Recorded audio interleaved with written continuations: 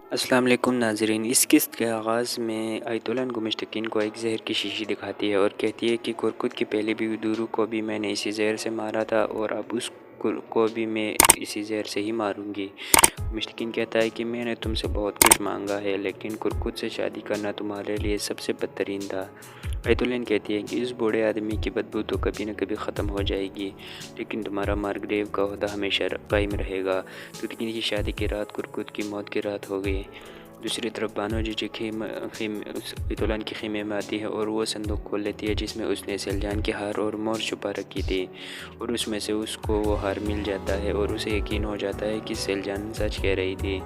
इतने में आयतुल्लाह उसे बाहर से आवाज़ देता है और जल्दी में वो हार फिर से डब्बे के अंदर रख लेती है और वहाँ से निकलकर दुआन के पास चली जाती है और दिली दमीर का अफसोस करती है। दुआन उसका शुक्रिया अदा करता है। फिर बानो कहती है, पिछली बार मैंने आप पर कुछ ज़्यादा ही गुस्सा कर बैठी थी, अब हमें वो बातें भूल जाना चाहिए। दुगान उसका शुक्रिया अदा करके वहाँ से चले जाते हैं। इसके बाद बानो जिजिक सिलजान के खैमे में चली जाती है और सिलजान से कहती है कि मुझे बताओ कि तुम आयतुल्लाह पर शक क्यों करती हो।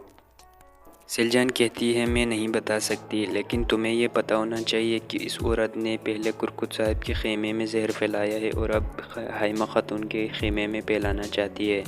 बनो जिजिक जल्दी से उसके गर्दन पर खंजर रख कर कहती है, मैं तुम्हारे लिए कुरकुत साहब के खेमे में दाखिल हो गई थी और चोरों की तरह तलाशी ली और पकड़ी जाने वाली थी, और अब तुम मुझे सब कुछ सच सच बताओगी, वरना मैं तुम्हें जान से मार दूंगी।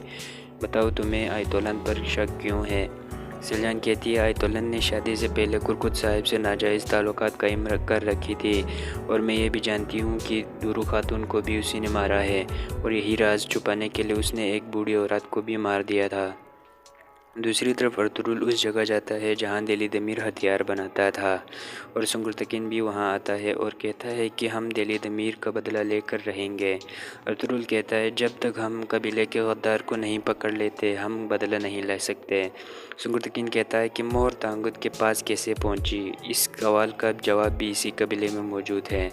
अर्तुरुल कहता है, इसका जवाब सादुद्दीन ने दे दिया है भाई। जिस आदमी ने तांगुत को इस्तेमाल किया है उसी ने कबीले के किसी आदमी को इस्तेमाल किया है। अब वक़्त आ गया है कि गुमिश्तकीन से बात किया जाए। दूसरी तरफ बानो जीजी खंजर खटा लेती है और बैठ जाती है। सिलजान कहती है कि वो हार मेरे लिए बहुत ज़रूरी है। गुंजागुल मुझे डराती है कि मैं सबको बता दूंगी कि इस बूढ़ी औरत को मैंने मारा है, क्योंकि उसके पास मेरा हार मौजूद है। बानो जीजी कहती है कि दूरू खातून मेरे लिए माँ की तरह थी, उन्होंने मुझे माँ की तरह पाला था। सिलजान कहती है कि क्या तुम मेरी मदद करोगे और दूरू खातून का इंतकाम लोगी। बानो कहती है कि तुम्हारा हार कुरकुत साहिब के खेमे में है। यह सुनकर सिलजान खुश हो जाती है और उसके बाद वो सीधा कुरकुत साहिब के खेमे में चली जाती है और कुरकुत से कहती है कि मैं सब कुछ जानती हूँ कि आप दूरू खातून से छुपकर आयतुल्लाह के साथ क्या करते थे। कुरकुत गुस्से से खड़ा होकर कहता है कि यह तुम क्या कह रही हो, तुम्हारा दिमाग ख़राब हो गया है। सिलजान कहती है, मेरी पहली बात सुन लो फिर फैसला करना। आप बैठ जाओ, क्योंकि आपका बूढ़ा दिल ये सुनकर बर्दाश्त नहीं कर सकेगा। कुरकुट बैठ जाता है और सिलजान उसे बूढ़ी औरत वाला पूरा वाक़या सुनाता है और कहती है कि आयतुल्लाह ने उस औरत को मार दिया था और मेरा हार आपके खेमे में छुपाया हुआ है, क्योंकि वो बूढ़ी औरत मुझे बताने वाली थी कि दूरू खातून को आयतुल्लाह ने मारा है। ये सुनकर कुरकुत और गुस्सा हो जाता है और खड़ा होकर खंजर निकाल लेता है और कहता है कि तुम गुंजागुल से जलन की वजह से अपना दिमाग खो चुकी हो। फिर सिलजान संदूक की तरफ इशारा करके कहती है कि मेरा हार इसके अंदर है। कुरकुत कहता है, अगर तुमने एक और लफ्ज़ कही तो मैं तुम्हें जान से मार दूंगा। सिलजान कहती है कि अगर आपने ये मसला हल नहीं किया तो आप दूरू खातून के दूसरे कातिल होंगे। ये कहकर सिलजान वहाँ से चली जाती है। इसके जाने के बाद कुरकुत जल्दी से संदूक खोल लेता है और उसमें वो हार मिल जाता है। दूसरी तरफ गुमिश्तकीन एक सिपाही के साथ तलवारबाजी कर रहा होता है। इतने में अर्तुरुल और सुंगुरतकिन वहाँ आ जाते हैं। गुमिश्तकीन कहता है कि सिपाही, तुम्हें बंदूकदों से मज़ीद ट्रेनिंग की ज़रूरत है। गुमिश्तकीन अर्तुरुल से कहता है कि क्यों, मैंने सही कहा ना भाई। अर्तुरुल कहता है कि मैं काफ़ी अरसे से आप जैसे माहिर सिपाही के साथ ट्रेनिंग करना चाहता था, क्या मुझे इजाज़त है।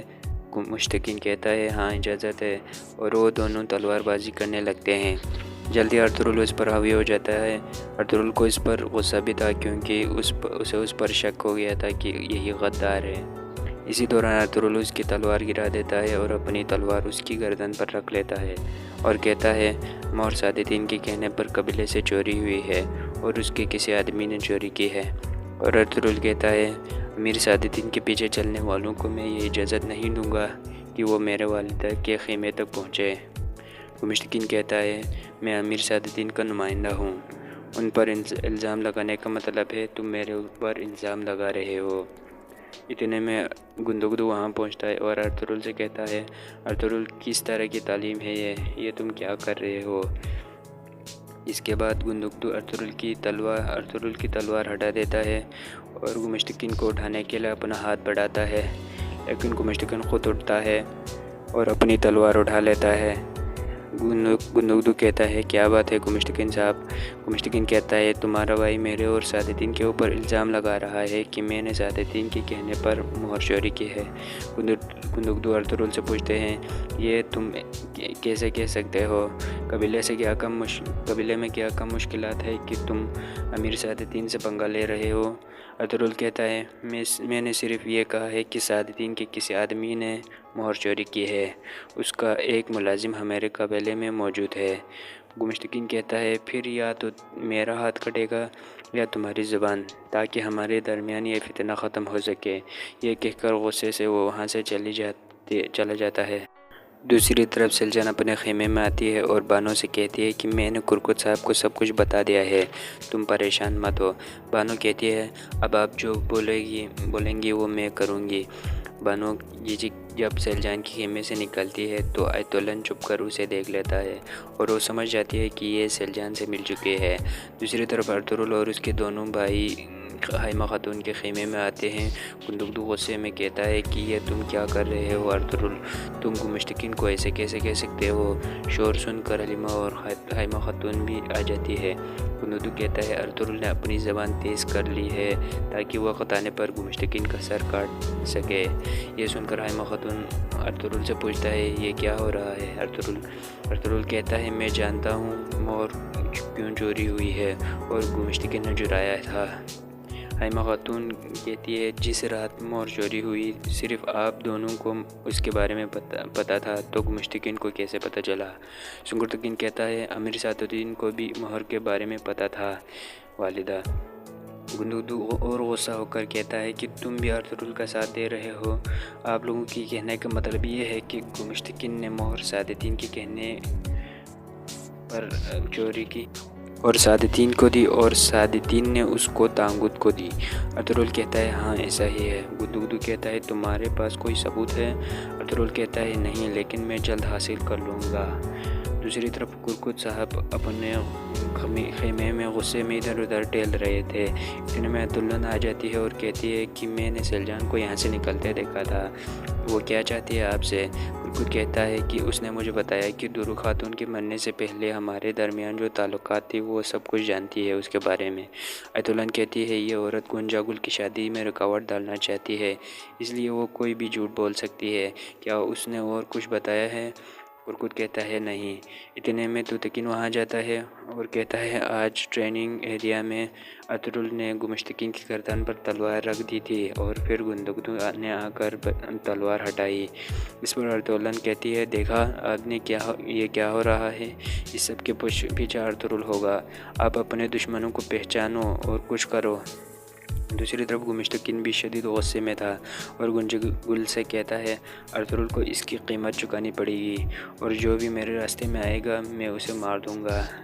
इतने में आयतुल्लाह वहाँ आकर कहती है भैया आप ठीक हो। गुमिश्तकीन कहता है मैं बिल्कुल भी ठीक नहीं हूँ, अर्तुरुल मेरी सोच से भी ज़्यादा जानता है। आयतुल्लाह कहती है मेरे पास भी आपको बताने के लिए कुछ है। आज सलजान कुरकुत के पास आई थी और उसने मेरे बारे में कुछ बातें कुरकुत को बताई है और बानो जिजिक भी सलजान के खेमे से निकल रही थी। इसका मतलब यह है कि वो बानो जिजिक को इस्तेमाल करना चाहती है। गुमिश्तकीन कहता है कि यह मामला बहुत ही लंबा होता जा रहा है। आयतुल्लाह कहती है जब तक कुरकुत मर नहीं जाता हमारे लिए सुकून नहीं है। गुंदुगदू कहता है तुतकीन की शादी होने दो, फिर कुरकुत को ख़त्म कर देना। दूसरी तरफ सिलजान हलीमा सुल्तान को बताती है कि मैंने कुरकुत को सारी बातें बता दी है, लेकिन उसने मुझे निकाल लिया, पर मैंने शक का बीज उसके अंदर बो दिया है। अब देखना यह है कि वो आयतुल्लाह से इसका हिसाब कब लेता है। दूसरी तरफ गुमिश्तकिन गोंजागुल से कहता है कि तुम गुंदुगदू की लगाम को खींच कर रखो, वो तुम्हारे बारे में बहुत परेशान है और तुम्हें खोना नहीं चाहता। मैं भी गुंदुगदू को अर्तुगरुल के ख़िलाफ़ भड़काने की पूरी कोशिश करूँगा और अगर हो सका तो हाइमा खातून को भी उसके ख़िलाफ़ कर दूँगा। फिर वो आयतुल्लाह से कहता है कि तुम बानो जीजी का मुँह खुलवाने की कोशिश करो। और यहाँ पर इस एपिसोड का